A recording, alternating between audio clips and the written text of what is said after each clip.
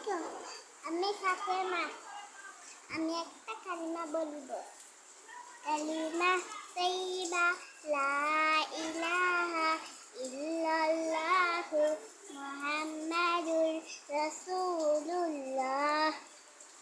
কালিমা তাইয়্যিবার অর্থ আল্লাহ তাআলা ব্যতীত ইবাদতের উপযুক্ত আর কোনো মাবুদ নাই।